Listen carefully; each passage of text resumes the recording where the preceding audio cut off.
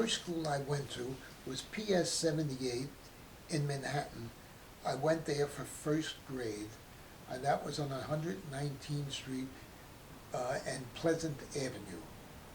I don't know if it's still there, but it was a great big school. I liked that school. I liked the people there. One of the things I found interesting was that in first grade, when they got to numbers, I knew all the numbers. I never had a problem with the numbers. I liked it, the people were nice, the school was nice. There was only one problem, and that problem occurred one day in September when at lunchtime we were let out of school.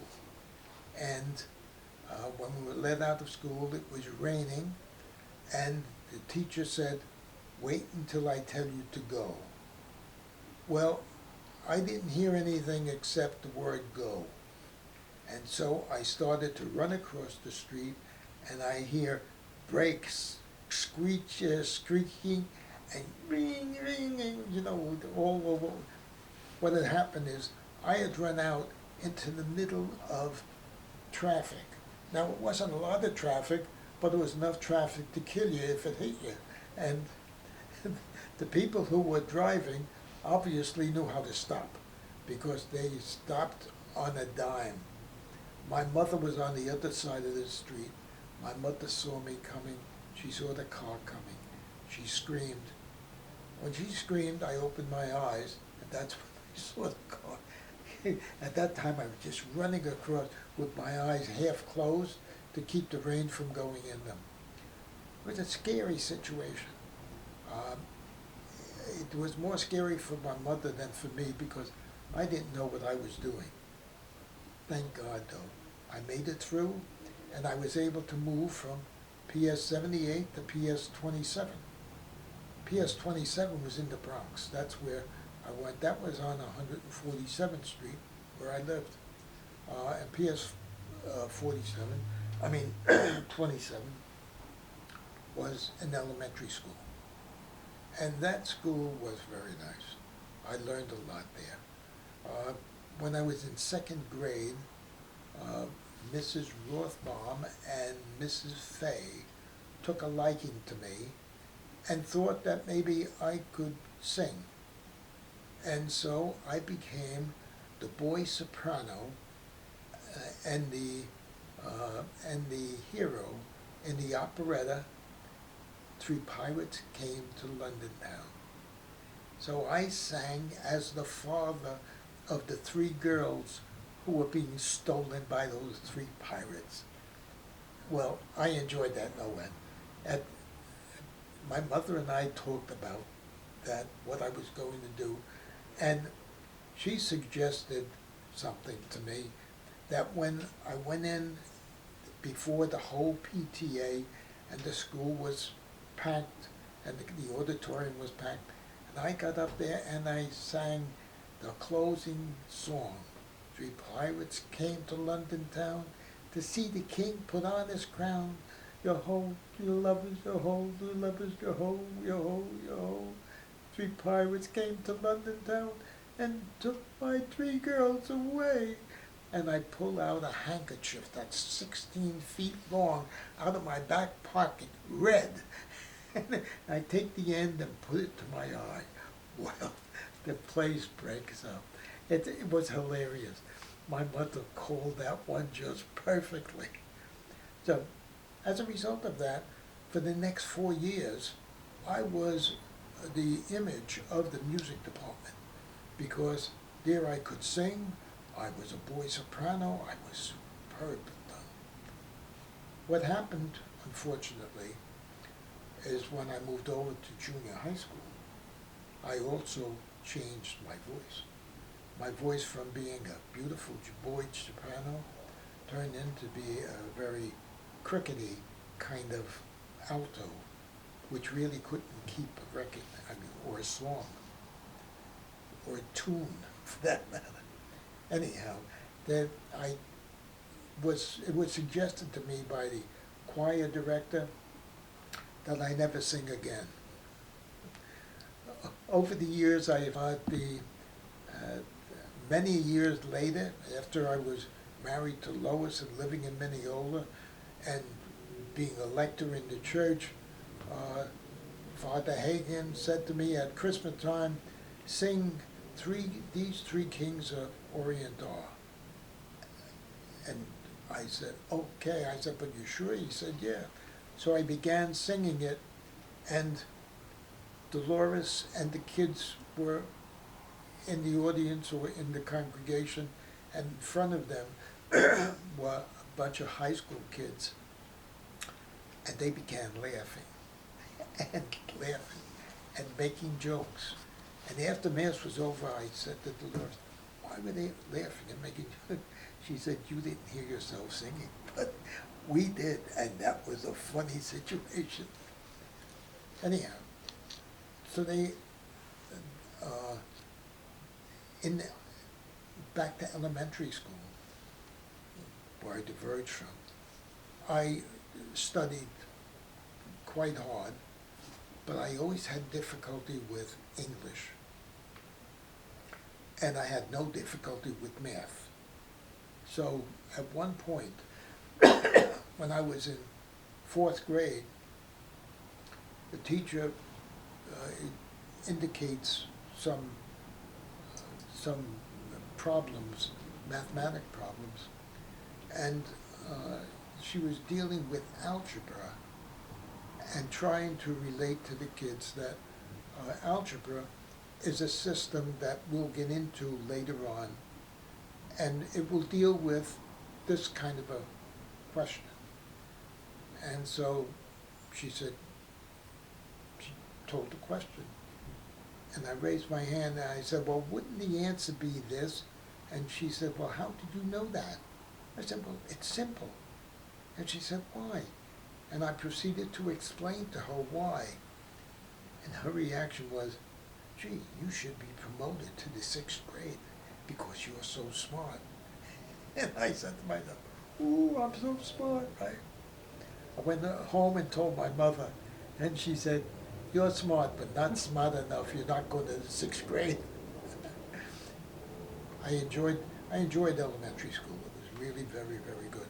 Yes, my friend Mike the Iceman, stayed my friend all that time.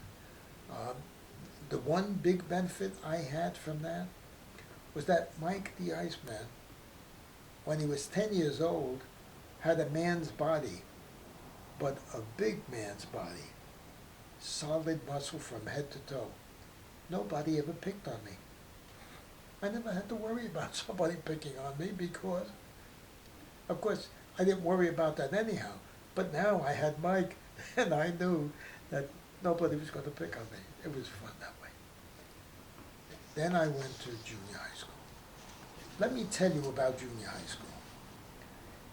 Junior high school, I went to the choir because I had sung in elementary school, and the choir director said to me, you're better off not singing anymore. Your voice has changed, forget it.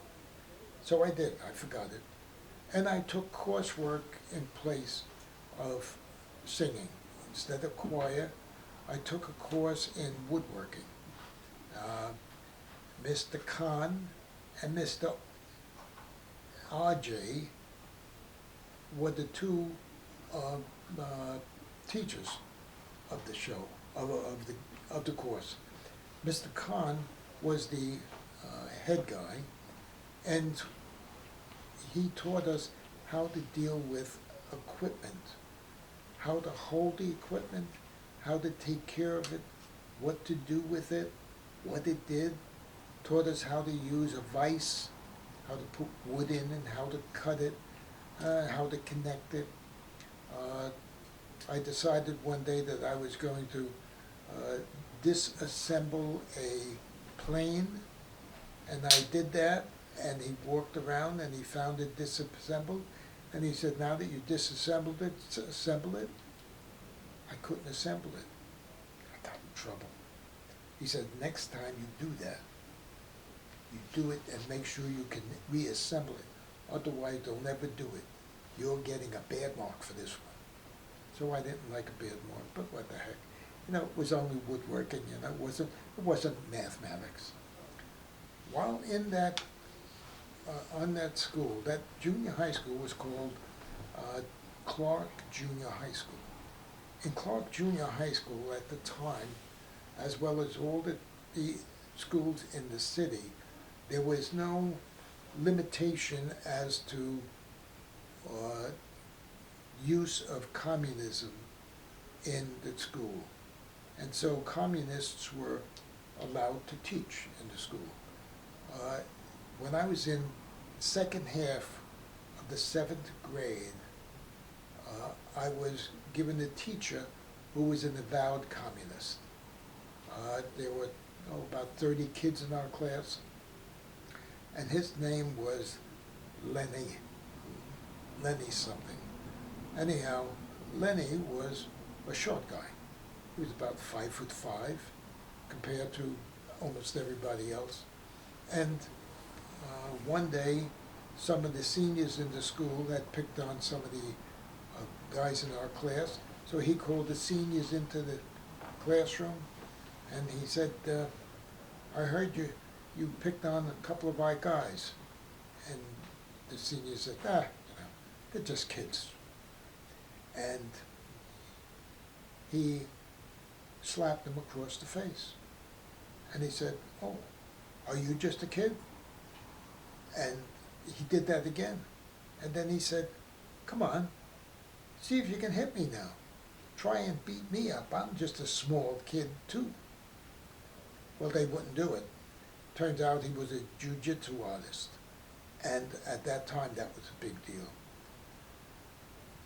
But he also preached communism from his teacher desk. And at one point in time, using words like down with Christianity, Christianity is the bunk, communism is the greatest. So after having heard that, and I was going to religious instruction on a regular basis at the Immaculate Conception Church. I heard that the Immaculate Conception School was accepting students. And so I applied, and I was accepted. Then I went home and told my mother, and she laughed. She said, you didn't even tell me you wanted to go. I said, I didn't know until I got there. So I went to the Immaculate Conception School and had brothers as my teachers, and it was a very good experience. When I became an 8th grader, I took an examination to go to the Catholic high schools, and I was passed and went to Cardinal Hayes High School. Cardinal Hayes High School was a very interesting place to be at. When I walked in with my mother, she said to the principal, I know there's a tuition, but I can only afford $5. And he said, $5 a month is more than enough. And he said, and if you have any other sons that want to come to Cardinal Hayes, you can do that. It'll only be $5 for one family, $5, no matter how many sons. It was a boys' school. Cardinal Hayes still is there, still a boys' school, still taking care of poor kids, teaching them how to live their lives. I enjoyed Cardinal Hayes. I didn't do music in Cardinal Hayes, even though there was music to be had, because I was working all those times. I think I mentioned that I worked at the tailor. I don't know if I mentioned I worked also as a painter, painter's helper. And I became a painter's helper during the time I was a air raid messenger, because the landlord, where the air raid messengers meeting hall was he was right there, so he knew the messengers and he accepted them. So he accepted me as one of his helpers, and I learned how to paint. It was a very interesting little piece. Very good. So I've heard of Cardinal Hayes. That's amazing. That's I'll have to look into that a little bit more. Cardinal Hayes was one of the diocesan schools that were built about 1943. They were built with funds from the Diocese of, or the Archdiocese of New York, by Cardinal Spellman. Cardinal Spellman was the procurator of the diocese at the time. He was the bishop, or the archbishop, as they would call him. Cardinal Hayes had a class of continuously of about 1,800 kids. A lot of the kids were in my class for a long period of time. I learned a lot from them. I mean, it was a tremendously well-run and well-performed group of people. I remember learning that I taught too much. Brother McKenna said to me one day, never forget Brother McKenna, a very lovely guy. He asked a question, and I gave an answer in about 10,000 words. And he said to me, he said, you have to learn to speak a little bit more concisely and stop talking so much. So that was my first mention. Of course, over my lifetime, I've had a few of those again that came about. But he was wonderful. I had a Father Comedy who was the homeroom teacher. Father Comedy was never a teacher before, but he came to Cardinal Hayes and he was a homeroom teacher. And he had some life experience to talk about. But the one thing I remember him saying, and it always stuck with me, do you love your mother? He said to all the kids. And of course everybody says, of course we love her, right? And he said, you do? He said, do you thank your mother for all the food that she makes you? And we said, what do you mean? He said, well, he said, if she makes you beans and you don't like them, do you eat them and say thank you? If she makes greens and you don't like them, do you eat them and say thank you? Did you ever really try them to find out if they were any good? Well, he put that in my mind. I went home that night and I sat down for supper, and my mother gave me 4 green beans, like she always did. I ate them. And I said, can I have more? And my mother said, what in the world happened to you? I told her about Father Comedy. Never forgot him. The one thing that he did for me is he taught me that I should listen or look at other people and listen to them when they speak, and look at what they do as well, and not be afraid to speak about that. Cardinal Hayes had a prom, a senior prom, which I went to, and I took Mary Stewart to the senior prom. Oh, Mary Stewart was a gymnast with me when I was doing gymnastics, and so we got to be friendly, and she went to the senior prom with me. Well, after the senior prom, a few months later, my mother and father moved to the upper Bronx, and so I lost touch with Mary Stewart until 20 years later, when I went to a restaurant in Freeport. But who should be there but Mary Stewart? And as I go in, she said, oh my God, she was the waitress. Oh my God, she says, you look just like Sam Donato. So we laughed about that. Well, that was 20 years. 10 years after that, I went to the Holiday Inn for a conference. And I go walking in, and she says, no, not again. Mary Stewart was there again. Turned out that she lived in Freeport. She was a waitress. She had 3 kids. and was married for 25 years. I got a kick out of that. In high school, there were a lot of social activities that were available. I limited my social activities primarily to the football games that took place, or the baseball games, but primarily football. And I tried out for football, didn't make it, but did enjoy the gymnastics when they finally got gymnastics bars in. My friends in high school were only during high school, during the school day, because I lived about 2 miles away from the school. So I would leave the school and then go home. At home, in my block and the next block, I had a number of friends. Part of those friends were carryovers from the air raid messenger time, and some were because they were going to Cardinal Hayes High School also. And so a couple of guys from my corner went to Cardinal Hayes High School, and I went there, and we got to know each other pretty well. But during that time, I also got involved in gymnastics. So I did gymnastics for a long period of time. So I had a couple of different friend groups, not always the same, not always the same activities. The football, besides trying out for high school, not making it there, but I made it in the Pop Warner League. And my friend Dick Potter was the coach.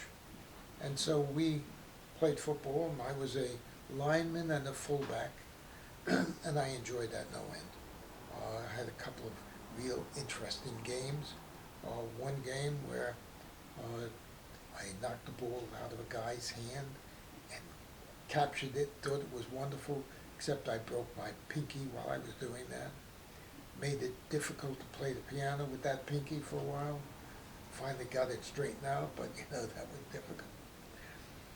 While playing football, I was injured, and my knee developed a cartilage problem.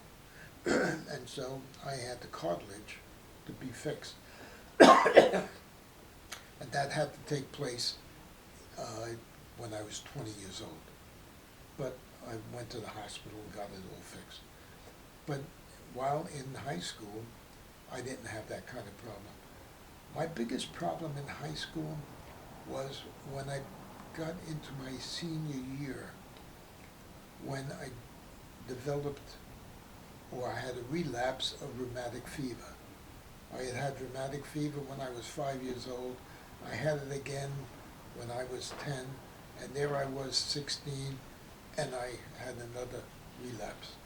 That relapse was a long one, 6 months, 7 months, something like that. Very painful. My arms swelled, my legs swelled. Walking was almost impossible. Getting to the bathroom was a real chore. We had railings on the walls, chair rails on all the walls in the apartment, which was good because I was able to walk with my hands on the chair rail. Even though my arms were swelled up, at least my hands were okay. My mother took care of me throughout that whole thing. She took care of me through all my illnesses. But in that one illness, it was so devastating because I was a high school senior and I can't go to school. And I did get homework sent home and stuff like that. I was able to do that. But during the days, they were long days. And my mother found a way in which to keep me always occupied with something. She also taught me never to feel sorry for myself. It was one of the biggest lessons that she gave me. You got a problem, we'll fix the problem. You can't feel sorry for yourself, which was a very good thing. She massaged my legs because that's what the doctor said to do. She did that. She fed me an aspirin a day, every day. She taught me how to listen to soap operas, and sometimes she asked me about them. So my mind had to be working. When the football games came on a Saturday, I was able to listen to them and find out which teams were doing what. I remember SMU and TCU and my favorite Notre Dame. I would listen to those games incessantly. So Saturday was always filled up well. It wasn't until I recovered that I was able to go back to school. As a result of that, I had to retake one of my classes.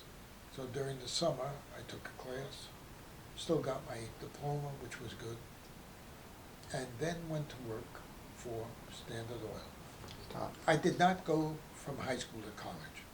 What actually happened with me is that I finished high school, and some of my friends were going off to college, but because I knew how to work and my whole tenor was in work, I went for a job. And I went to Standard Oil and was interviewed for a job there as a mail messenger boy. And I became a mail messenger boy in Esso. And I enjoyed that. It was in Rockefeller Center, which of course was really beautiful at the time. And my mother had introduced me to Rockefeller Center as a kid, so therefore I enjoyed going there. So when I went there, went to work as a mail messenger boy, I was doing very well. They were telling me I was doing very well. I would be getting a promotion, things of that sort. Except I met a fellow named Clement. He had graduated from Annapolis. I think he was going to be an admiral, or was an admiral, but they called him Captain Clement. Captain Clement said to me, "Sam, you're too smart to be a messenger boy. It's time for you to go to college." I said, "What do you mean?" He said, "Just apply. Go up and apply, go to the college, figure out one, and just go there and talk with them and see what happens." He told me that in the month of May or June, and so comes the summer, and I said, I'm going to try college. Right? I told my mother that. She said, "Go try." Nobody in my family ever graduated college, so this was a big thing. I made a plan for the weekend. On the Friday, I would go to Manhattan College. On the Saturday, I would go to Iona College, and the Sunday, I would go to Fordham College. All of them were within reasonable distance of where I lived. So I went to Manhattan College. I walk in, and it turns out that the registrar is on vacation. So they have a temporary registrar. He and I hit it off immediately. We start talking about things. He was the labor management man or brother, he was a brother, the labor management brother of the college, who was representing the Longshoremen's Union. We talked about that, we talked about work, we talked about things you like, things you don't like. I don't know, he must have had an hour of nothing to do because he and I got along tremendously. Well, during that period of time, he says to me, he said, "How'd you do in math?" And I said, "Pretty good." He said, "What do you mean pretty good?" I said, "Well, I got 5, 6 Regents courses in math, passed them all, 90 average." He said, "Oh," he said, "that's pretty good." He said, "How about the rest of the stuff?" I said, "I passed." He said, he said, "I like your style." He said, "Would you be able to start in September?" This is August. I said, "Sure." He said, "Okay, here's what you do. You start in September. I'll give you all the paperwork. You go deal with it, and you start in September, but you have to take a college entrance exam." I said, "Oh." I said, "When is that?" He said, "After you start college." I said, "Oh." He said, "We're not going to worry about that, though." So, as we're talking, He said, by the way, he said, do you know what your names mean? I said, no, what do my names mean? He said, well, Samuel, that comes from the Bible, and that means word of God. And then he said, Donato, that comes from Latin, comes from dona Dio, means gift of God. So you are the word of God, who is the gift of God. Let me tell you, we're glad to have you on our team. At which point, he sets me up. I never go to Iona, never go to Fordham. The first college impressed me tremendously. So I went there for 4 years, graduated with 144 credits. I only needed, I think, 124, right? But I could take as many credits as I wanted, because in those days you didn't get charged by the credit. You got charged by the course. Bachelor's in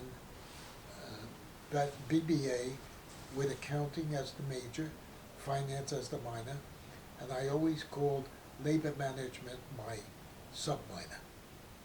After I was accepted and I was ready to go, was that at first I had savings, because when I worked for Standard Oil, they had a good savings plan. So I would put away as much money as possible into the savings plan. I always knew how to save money, so I thought that was a good thing to do, not knowing I was going to use it for tuition. When I left Standard Oil, I took my money out and I paid my tuition at Manhattan College. But immediately after I started college, I was looking for a job. So I walked from store to store to store and office to office to office, starting near Manhattan College, going over to Westchester Avenue and along Westchester Avenue, 100th Street and Webster Avenue.